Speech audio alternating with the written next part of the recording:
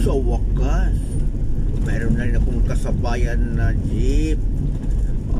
Tingnan nyo kabahidor, maaga din lumabas, as 4 din lumalabas tong jeep. Diba? Meron tayong kasabayan ngayon, papunta to ng Iloilo City.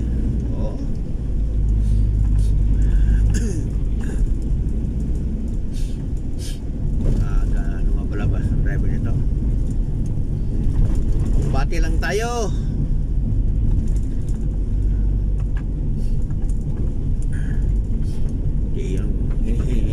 Ganitong trabaho hindi kaya ng mga mayaman to. Ay, buti na lang nasigyas siya. So yan talaga makabahidor, no? Ito blind core, diba? So siya ang nauna, siya nakakaalam sa harapan. So, binigyan niya ako ng signal nga pwede ako mag-overtake kahit blind core, no? So yan ang magandang driver. Mahina ang takbo mo, tuloy sa iyong daan, tapos may napansin ka sa likod, nagbigay ka ng signal sa kasunod para mauna. Yan ang magandang gawin, di ba?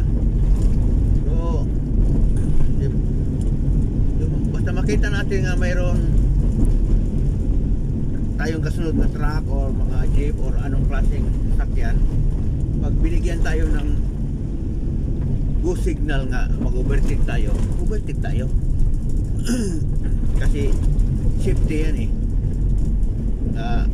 kahit blind cord dyan, siya nasa harapan, siya sa blind cord pa.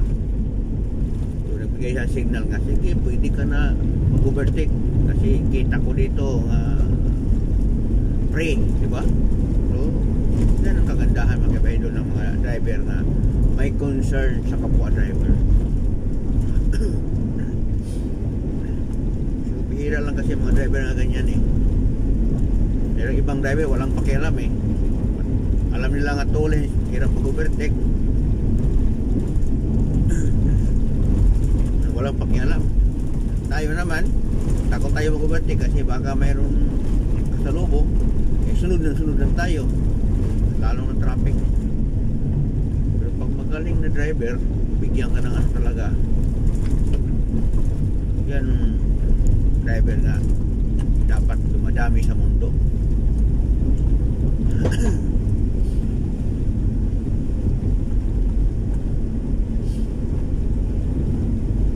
So nakapasok na tayo sa province ng Iloilo mga kabahidor. Ito ang dilim dito kasi medyo black yung kalsada. Pero kapag semento kabahidor, klaro natin. Pag ganito kasi spalto, no? Medyo hirap tayo tumitingin sa kalsada, kailangan idilatan natin ang mga mata. So makikita naman siguro sa video kung gaano kadilim, lalo na wala masyadong ilaw sa kalsada. So medyo kailangan mga ganitong kalsada, dapat ingat tayo mga kabahidor. Tingnan mo pag semento, di ba? Klaro-klaro. Ito lang ang hirap mga kabahidor pag sa mga biyahedor nga madaling araw magbiyahe o sa gabi. So, yan lang ang hirap talaga, no? Pero dandahan lang.